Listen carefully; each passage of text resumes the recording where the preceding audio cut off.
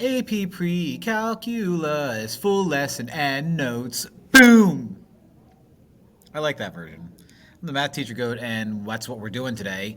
And our topic du jour is 2.5 exponential function, context, and data modeling. It is as fun as it sounds. Make sure you like and subscribe. Make sure you go to the description, download the notes, and follow along. Let's get right into it. Rewrite. F of x equals 27 to the negative x as a power with a prime number at the base. Well, first things first, let's rewrite 27 as a prime number. So 27 is 3 to the third. Now we have that as to the negative x. When you have a power to a power, you multiply exponents. So this becomes 3 to the negative 3x, which can be written as 1 over 3 to the 3x. And unless my eyes are that bad, I mean, it looks like that. My eyes are terrible. My eyes! SpongeBob. Yep, that's a 3. So we did it right. Okay. Well, that was fun. Below is a table of values for exponential functions in the form that. Write an equation that represents each table. All right, so there's no exact science in doing these guys. These guys are very difficult. Okay, if you remember from the basic formula that we did, we had f of x equals a times b to the x. Well, now we're adding a k to it. So by adding a k, we are shifting the table. Remember, a was the initial value, okay? The initial value when x is equal to 0. B is the common ratio. K is this new shift. So it's, when you look at these, keep in mind, we are adding or subtracting a number to this table to make these numbers weird. If you're thinking, oh, exponential, don't you just multiply 2 to 5 and get 10, and then multiply 5 to 10 and get, wait a minute, your heart is there, but that's not going to work. See, what you have to do is you have to look at what's happening to these numbers. And you say, all right, well, it looks like as these numbers get larger, I multiply by like 3-ish. So can I manipulate that 2? Can I turn that 2 into a number so that if I times by 3, I can get the next number up? So if I'm thinking, well, if I make you 4, that would make you 12. That would make you 36. That'll make you 108, and that'll make you 324. By adding 2 to these, I can now look at this and say, well, wait a minute. Every time I times 3, it does work. So first things first, 3 is my common ratio, 3 is my b. Now, in order to go from the table and make it work, I added 2. But what I'm doing is I'm going from the numbers that really matter and going to the table. So k, my shift is actually negative 2. Because in order to make this numbers work and fit into the table, I'm subtracting 2 from everything. So it's opposite of what we expect it to be. So k is negative 2. Now, last but not least, I have to find that a. Now, that a is going to be based off of these blue numbers again.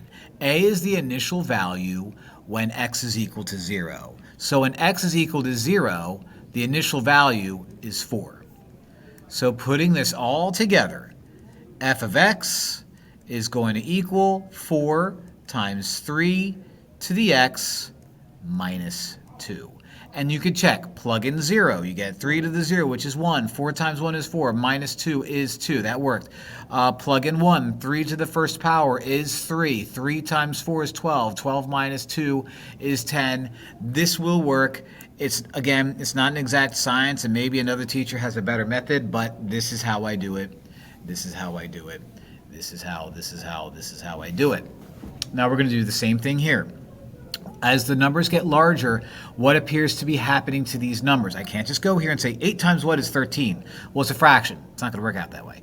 But as the numbers get bigger, you're noticing they're kind of doubling a little bit. So I'm going to assume that my number is kind of doubling. So how can I adjust these numbers so that when I double, it will work? Well, if I can make an 8 a 5, what I'm doing is subtracting 3.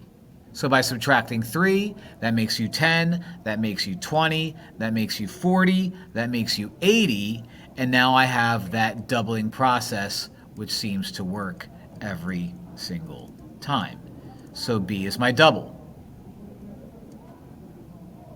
Now what I did is I subtracted 3 to make it work, which means going backwards, our K is going to be minus 3.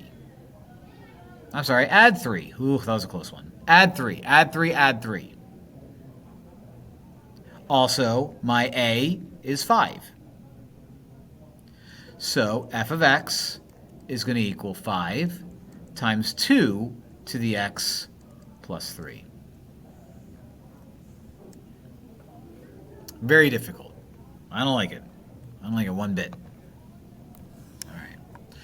Very important. The number E, the natural base, 2.718, is very important in exponential functions. We're going to see that all the time. Okay. Now, what we're also going to see all the time is a little thing called exp reg. Now, we did cubic reg, we did linear reg, we did quad reg. Now, this is exponential regression, and it's going to let us deal or come up with exponential functions, you know, kind of like what we did here, but things that are like a little bit friendlier. Okay, so are we going to do that right off the bat? It looks like we're going to do that right off the bat. All right, so I don't know why I put the E there.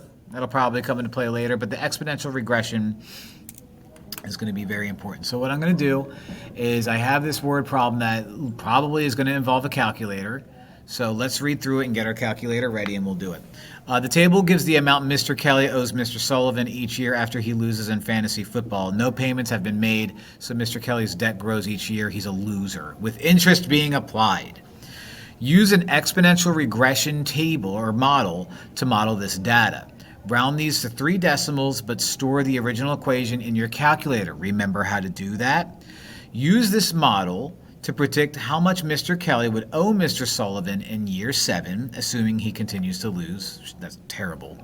If Mr. Kelly loses every year from now on and refuses to pay Mr. Sullivan, in what year will Mr. Sullivan be owed $5,000? So we're going to answer all 3 of these as I cut to the calculator. We're going to answer all 3 of these at the same time and then write everything down when we need to. So let's just go and do that now. Okay, so we have ourselves a table, as you can see over there. We're going to go to stat. We've done this before. Make sure if you haven't seen this, I believe this section you're going to want to watch is either 1.13 or 1.14 from the last chapter. One of those guys. Make sure you watch it because I do a lot of lin reg, quad reg, cubic reg. You're going to want to see the same thing. So we start out by doing stat. Edit. We put in our x values, which would be our years on the left. 1, 2, 3, 4, 5. On the right side, we put in our dollars, our y values. So that's 12, 20, 59, 109, and 267. Now, according to what we're supposed to do, we're supposed to come up with the equation, save it, and then do a little bit more. So we're going to go to stat, calc, and we're now doing exponential regression, which you don't see. So scroll down until you see exponential regression, which is the 0 option. Hit enter. We're going to store this. So let's go to store reg EQ, go to vars, y vars, enter, and save it into the y sub 1 so that when we graph it, we'll see it. But first we need to calculate and actually write it down. So let's go to calculate it and write it down. And we could see that we have an equation with lots and lots and lots of decimals. Writing it out is going to be, what do they want? So y and t. So it's going to be y equals 9395, which is 940, times b, which is 2.203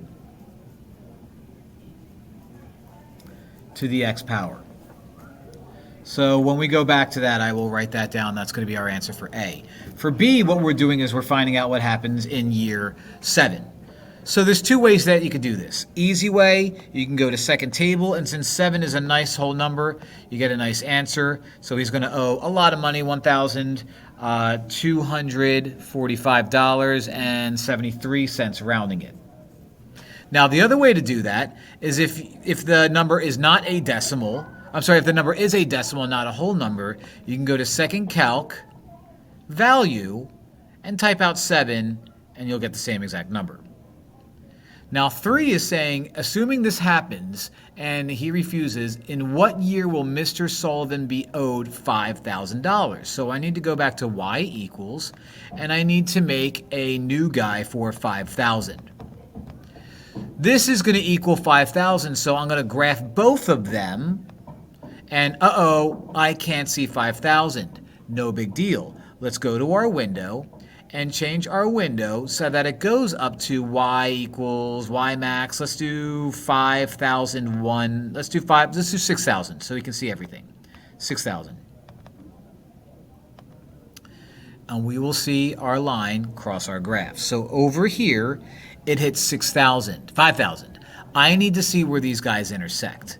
So I'm going to hit second calc, and that allows me to use intersect. So 5. So let's move our cursor to the left of where they intersect, just to the left of where they intersect. Hit enter. On the other guy, move to the right of where they intersect. Hit enter. And it tells us that it's going to be 8.759. So that would be the 8th year.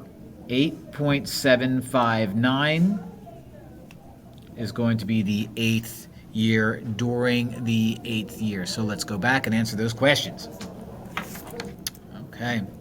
So when all is said and done, we got a lot of grossness going on here. We've got y equals 4.940 times the quantity 2.203 to the x power, to the t power. Even though it said x here, I'm going to make it to the t power, to the t, because that's how we want to do things, to the t. Use the model, plug in 7, we did. We got $1,245.73. And when we set another equation equal to 5,000, we got the number 8.759, which meant it's going to happen during the 8th year. Okay? All right. Now, when we talk about like exponential functions and stuff like that, we're going to really hit these percentage type formulas. Okay. Now, a typical percent formula would be like, I don't know, I buy a car. Okay. And let's use friendly numbers. I buy a car for $30,000. Okay. This is not realistic. But if I buy a car for $30,000, let's just say that my specific car depreciates in value by 10% per year. Okay, 10% per year. Now, what that means is it goes down by 10% of what it normally is. Now, in the real world, it's probably more like 20%, but who cares? I just need friendly numbers. So after the first year, if it goes down 10%, right, you take 10% of that 30,000, which is 3,000, and so you're now at $27,000. So does that mean you go down $3,000 every time? No. This time we went down 3,000 because you take 10% of 30,000. If we remove 10,000 or 10% from this, you're now removing 2,700. Okay, which is going to be 23300. Okay, and then you go down 10% again, and so now you're going down $2,330, and that, you know, the number just gets uglier and uglier and uglier. But what's going to happen is you're technically never going to hit zero. You start out way up here, right? And as you decrease, it starts to flatten out. Okay, so you're never going to hit a zero. So this is like an exponential decay type problem. Okay, typical a percent increase formula problem would be like you owe me money and it's going to cost you an extra 5% per year. Okay, stuff like that. All right, but you know, you're not going down at a constant rate. You're going down and then down a little bit less than that, and down a little bit less than before, and down a little bit less than before, and it tapers off. And we see percent decrease and increase a lot with, like, you know, medicine problems and finance problems. And we will really talk about medicine for Half-Life, because anybody who's on antidepressants like me, well, used to be, I'm now a couple weeks off of it. Hold on, let me pause for myself. By the way, you can leave a comment that I used to be on antidepressants for 10 years and I am now off of it. So leave a comment. Congratulations, math teacher goat. Just so I know that you're actually watching. Anyway. Percent increase, I digressed, is a very similar formula. In fact, I know we did this in previous notes. So you're going to have something like f of t, which is going to be like your total amount, okay? Or f of x, whatever variable you want to use. You're going to have your initial value times the quantity 1 plus r. Now, 1 stands for 100% written as a decimal. Okay, so remember 100%. What you do is you take your decimal, move it to the left twice, which means r is going to be rate as a decimal. Like so. And then you take all of that to the t power. Okay, so your total amount is going to be your initial amount times the quantity 1 plus point blah, blah, blah to the t power. Similarly, but different in what we dealt with here, you're going to have your percent decrease formula. So you would have a times 1 minus r to the t. So in a problem like this, if I wanted to make this a word problem, 30,000 would be your initial value. R would be 10%, which would mean 0.1, because you would take 10% and move it over twice to make it 0.1. And then I could be like, so how much would this car be worth after 5 years? And then you would plug 5 in for t, blah, blah, blah, blah, blah, blah, blah. Now, half-life formula is very related to the medical world and, for example, like what I just said, like antidepressants. When you take a medication that's a non-narcotic, like I did for 10 years, its half-life is like 26 hours or something like that. So, it's important that you take it at the same time every day, because after 24 hours or after that half-life, or after it starts to wean off, you feel those effects lessen.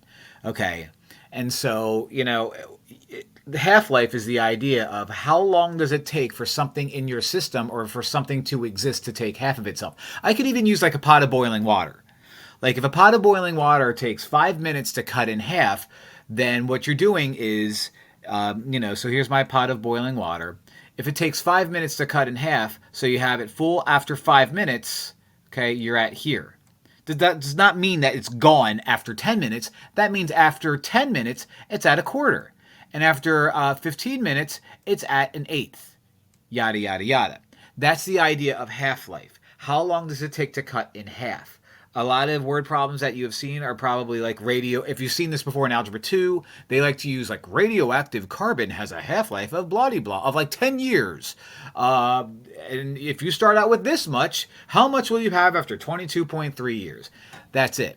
But what you're doing is you're using this formula right here. So if I did want to say a gallon, I would use 1 times a half, okay? And if the half-life was 5 minutes, it would be t over 5. And if I cared about what happened after an hour, then what I would do is I would replace t with 60, because 60 minutes is an hour, and then I would do the math. Okay, that's your half-life formula.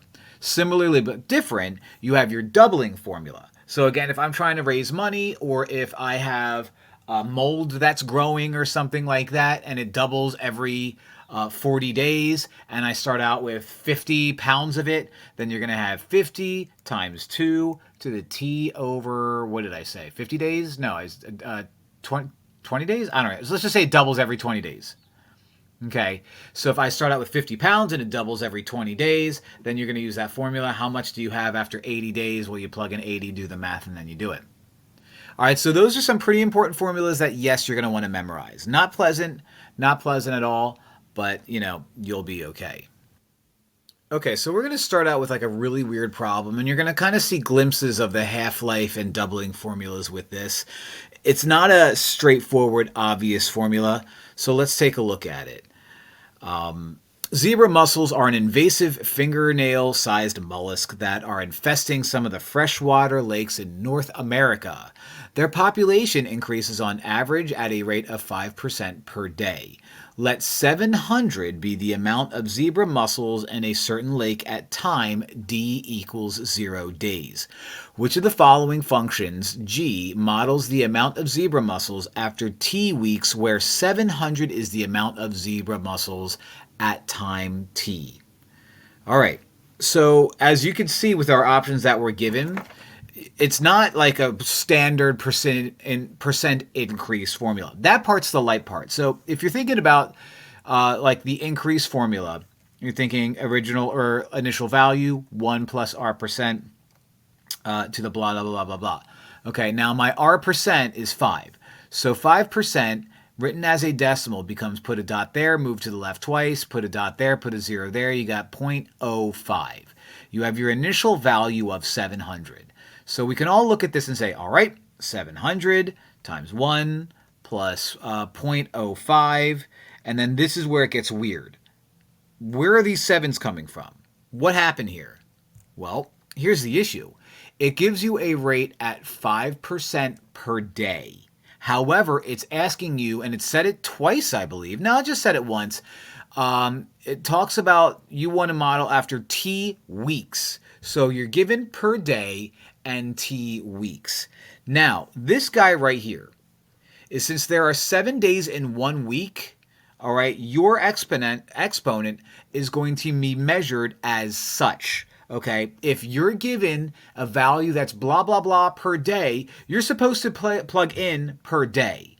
Well, that doesn't make sense, because if I said 2 weeks, normally I'd want to plug in 2, but that's not right. I'd actually have to say 2 times 7 in order to get what I want. So in order to make this work, my t, whatever weeks I'm given, is going to be a smaller number than what it should be. It's going to be like 5. But in reality, 5 weeks is 7 times 5, 35 days, because I'm given something per day. So I have to use the equation 7t for this. Okay, because I'm answering it in relation to days and not to weeks. So adding this up, you get 700. 1 plus 0.05 is 1.05. I don't know why I was going to just rewrite what I have there. 1.05 to the 7t, which is going to be B, baby. On June 1st, a fast-growing species of large algae is accidentally introduced into a lake in a city park. It starts to grow and cover the surface of the lake in such a way that the area it covers doubles every day. That's a lot. If it continues to grow unabated, the lake will be totally covered and the fish in the lake will suffocate. At the rate that it's growing, this will happen on June 30th. Terrifying. Write an explicit formula. Now, that's just a formula with a lot of curse words. For the sequence that models the percentage P of the surface area of the lake that is covered in algae 10 days after the algae was introduced, let the initial percentage be P sub 0. So the total is P, okay. The initial is P sub 0, okay. It's the doubling formula, so that's 2 to the T over whatever time you're talking about. And in this case, it doubles every day, so T over 1.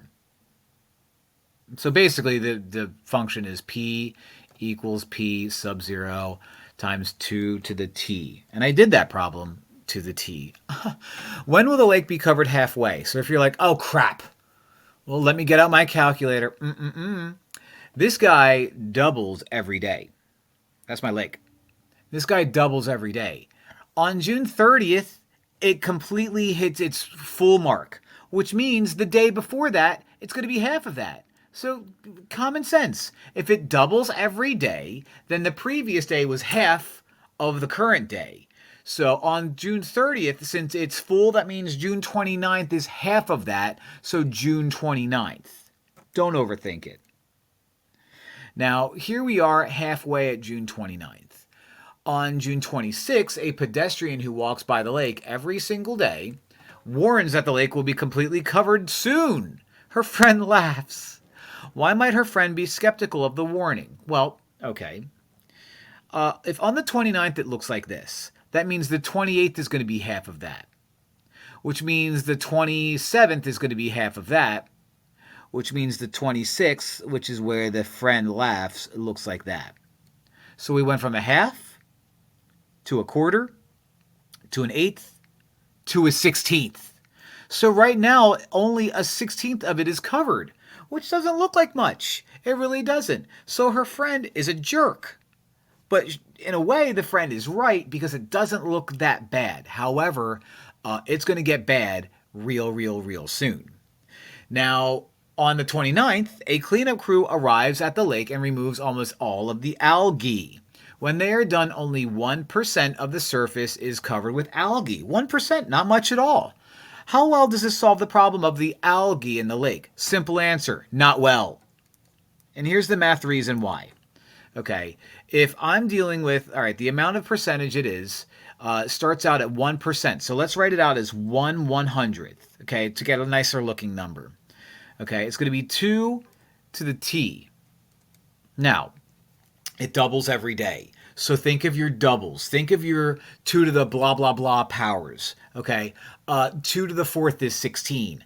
2 to the 5th is 32. 2 to the 6th is 64. Why am I using those numbers? Because eventually that number is going to exceed 100. And the moment it hits 100, that 1% doesn't cover 100 anymore. So 2 to the 7th power is 128, which means before 7 days, we now have exceeded our 100 mark. We now have exceeded the fact that we are above what it's supposed to be. So less than 7 days, 1% fills up the entire lake. Because 1% on day 2 becomes 2%, and then 4% day 3, and then 8% day 4, and then 16% day 5, and so on and so forth, and so on and so forth, where this is just simply going to just fill up too fast, and it's just not going to work. It's just not going to work. So the answer, it ain't good. Now, let's pretend like we're eating a hot dog and finish this puppy out. Inflation is affecting the cost of goods and services in an economy at a rate of... all right, now I realize it's 2025, and all the kids out there just want me to say it, so I'm going to say it. 0.667% per month. Let the cost of a particular good be worth 100 at time t equals 0 years. Which of the following functions gives the value of the good t years later? Now, this is very similar to what we saw before, where you're given something where it's a percent per month, right? And you're answering in years. So first off, they're really not giving me a consistent letter, so I don't like that. All I know is the amount is 100. Right? You got 1 plus 0.667 percent. Ooh, which means I actually moved to the left twice. Oh, that was a tricky one. Oh, I almost got it. Okay, so that's actually 100. 1.0067. Now, since we're talking about that's per month, that's going to get and we want an answer in years, we're going to do 12t. Now, they wrote this out weird, and it is what it is. First off, make sure your decimal is right, not you,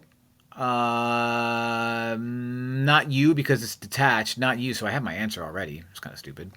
But if you're like, well, wait a minute, why does that have the t inside and the 12 outside and the 12 inside? What's the difference? Well, I mean, if you multiply terms of the same base, okay, doesn't that just turn into that?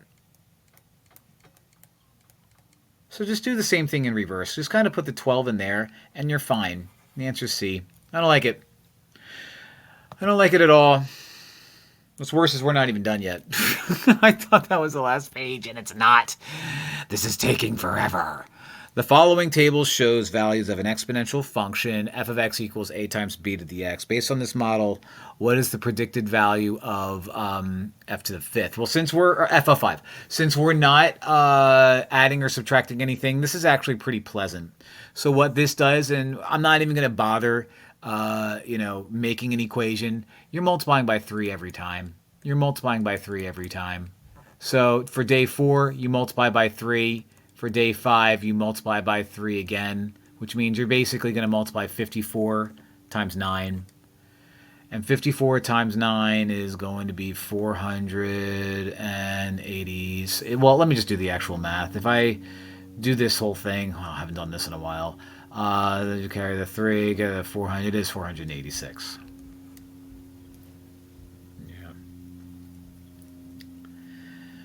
Yeah.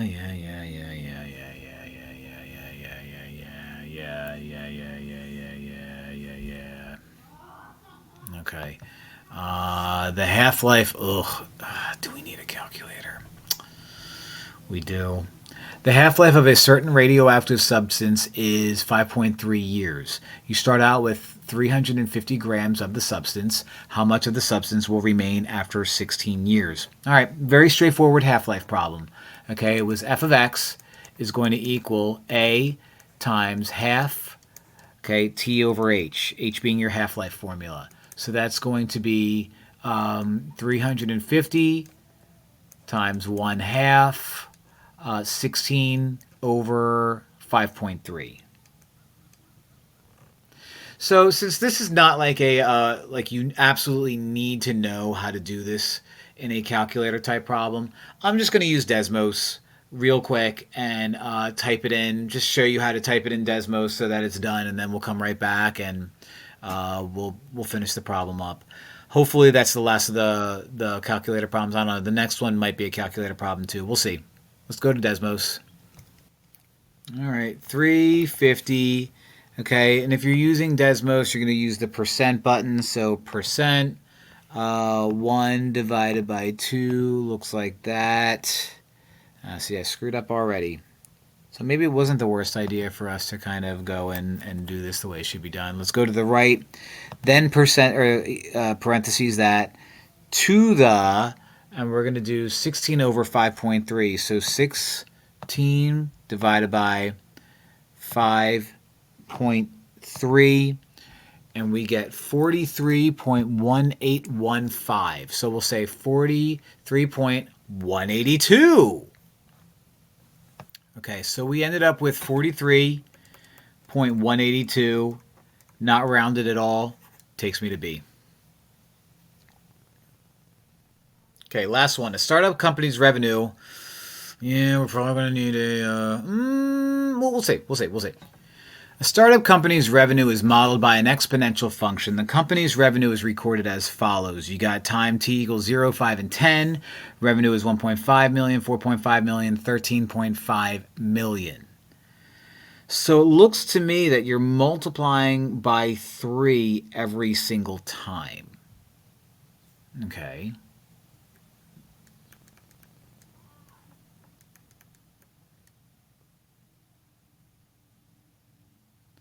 I can see that I already have a typo. This isn't going to work. Unless I'm wrong. I don't think I'm wrong. I think none of these are actually the correct answer. Oh, I hate it when I do that.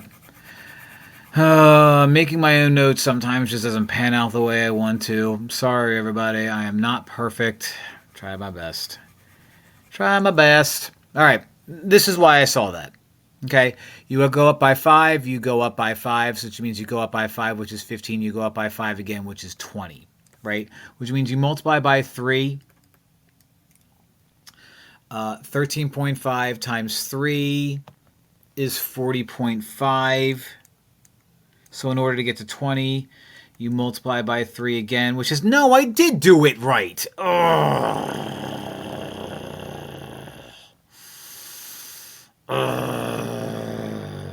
Because 40.5 times 3 is 121.5.